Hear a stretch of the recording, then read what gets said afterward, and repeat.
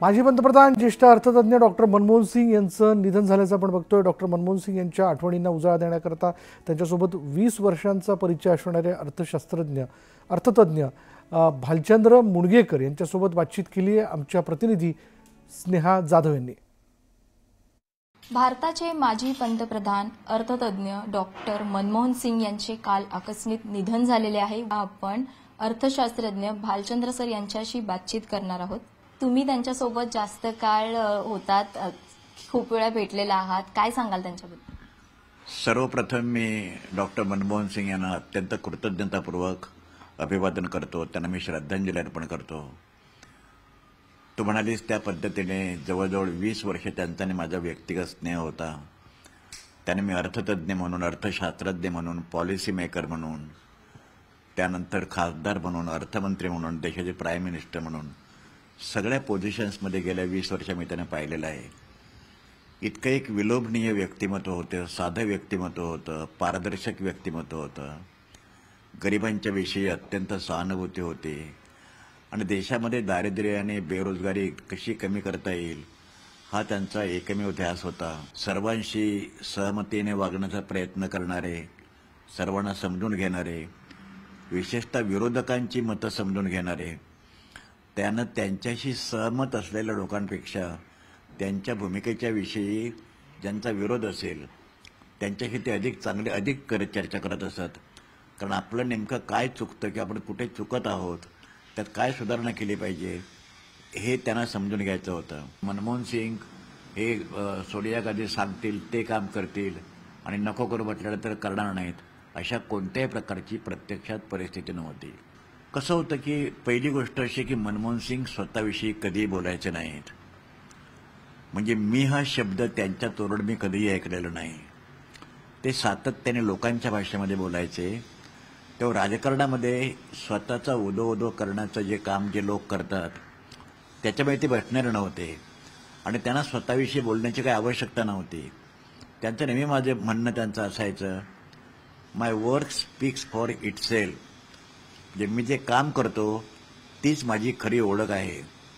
आणि जेव्हा त्यांच्यावर फार टीका झाली तेव्हा ते असं म्हणाले की history will give me the justice, इतिहास मला न्याय देईल। आणि ते आज जे देशामध्ये जे वातावरण जे आहे त्याच्यातून एक गोष्ट स्पष्ट होते, इतिहासाने त्यांना न्याय दिलेला आहे। व्हिडिओ जर्नलिस्ट उमेश गोविलकर सह स्नेहा जाधव, न्यूज 18 लोकमत, मुंबई। आता बघूयात माजी पंतप्रधान मनमोहन सिंग हे आज आपल्यामध्ये नाहीत, जाणून घेऊयात त्याबद्दलच्या घडामोडी।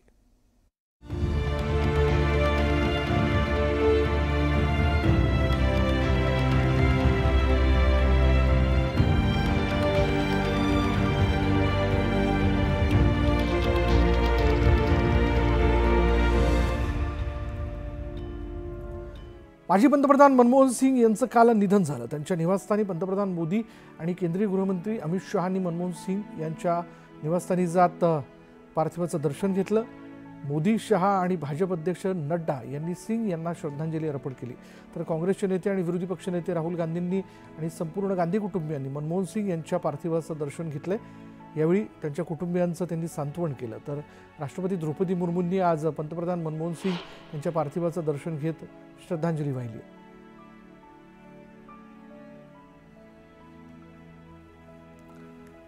रिझर्व्ह बँकेचे गव्हर्नर ते अर्थमंत्री ते पंतप्रधान या पदापर्यंत डॉक्टर मनमोहन सिंग यांचा प्रवास हा मोठा संघर्षमय राहिलेला आहे आणि आज आपल्यामध्ये एक द्रष्टा नेता, संयमी नेता,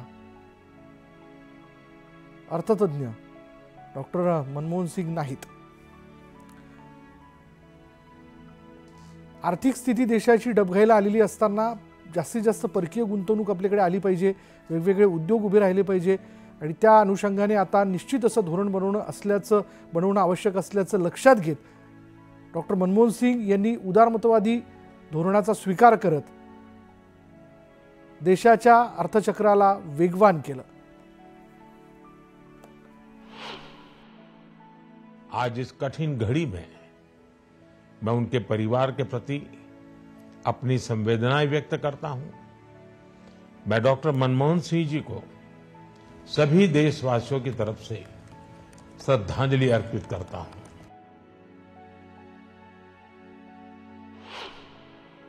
खरं म्हणजे तर त्यांचा फील्ड हा राजकारणी नव्हता. ते एका दृष्टीनं उत्तम अर्थशास्त्रज्ञ होते, विचारवंत होते आणि सतत उद्याचं देशाचं भवितव्य हे घडवण्याच्यासाठी काय करण्याची आवश्यकता आहे याचा विचार करण्याची भूमिका घेत असते. आपल्या संपूर्ण देशामध्ये दुःखाची लाट आहे. भारत सरकारने 7 दिवस दुखवटा जाहीर केला आहे.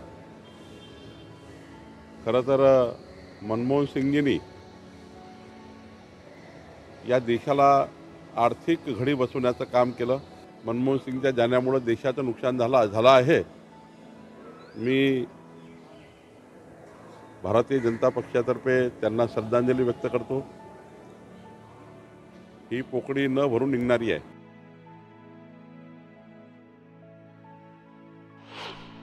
मनमोहन सिंग साहेबांना आदरांजली आणि श्रद्धांजली अर्पण करते. एक अतिशय सुसंस्कृत कर्तृत्वान भारताचा सुपुत्र आणि एक अतिशय सुशिक्षित सुसंस्कृत असे आपले ते प्रधानमंत्रीही होऊन गेले. फार जवळून माझं भाग्य की मला त्यांच्या बरोबर पार्लमेंटमध्ये त्यांना बघण्याची, त्यांच्यावर काम करायची संधी मिळाली. आणि कुठल्याही विषयावर एक नेता आणि विरोधी पक्ष यांचं एका सशक्त लोकशाहीमध्ये कसं नातं असावं हे मी फार जवळून त्या काळातल्या भारतीय जनता पक्ष आणि काँग्रेस पक्ष आणि UPAचा पाहिला. आज आपल्या देशाची जी अर्थव्यवस्था 10 वर्षामध्ये इतके उपद्व्याप करूनही टिकून आहे. मागच्या 10 वर्षामध्ये सध्याच्या सरकारनं इतके सुरुंग लावले, इतके उपद्व्याप केले, तरी जी टिकून आहे त्याचं संपूर्ण श्रेय हे डॉक्टर मनमोहन सिंग यांना जातं. एक अत्यंत सचोटीचा प्रामाणिक नेता, प्रशासक, अर्थशास्त्रज्ञ, जागतिक कीर्तीचा विद्वान. त्याने 10 वर्ष या देशावरती आपली छाप उमटवली. डॉक्टर मनमोहन सिंग हे जागतिक पातळीचे अर्थतज्ञ होते. त्यांनी 1991 साली अर्थमंत्री झाल्यानंतर संपूर्ण देशाच्या अर्थव्यवस्थेला वेगळी दिशा दिली. एक मुक्त अर्थव्यवस्था म्हणतो, उदारीकरण त्याला म्हणतो. परंतु आज काही जी परिस्थिती देशाची आहे, जी अर्थव्यवस्था आहे, त्यामध्ये त्यांनी घेतलेल्या धोरणाचा प्रमुख वाटा आहे, हे कोणालाही नाकारता येणार नाही.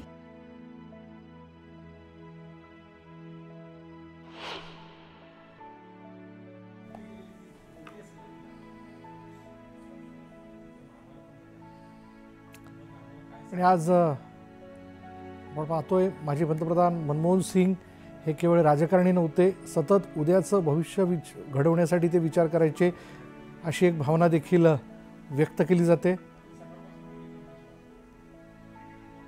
उत्तम पंतप्रधान, उत्तम अर्थमंत्री, अर्थतज्ञ देशाने गमावलाय, अशी भावना भाजपचे खासदार अशोक चव्हाण यांनी व्यक्त केली आहे.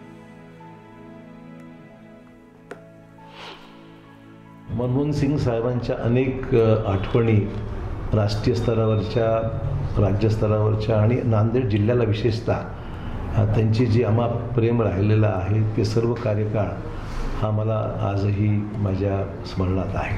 कारकिर्दीमध्ये देशाचे पंतप्रधान असताना सुद्धा आणि अर्थमंत्री असताना सुद्धा कधी बडेजावपणा कधी केला नाही.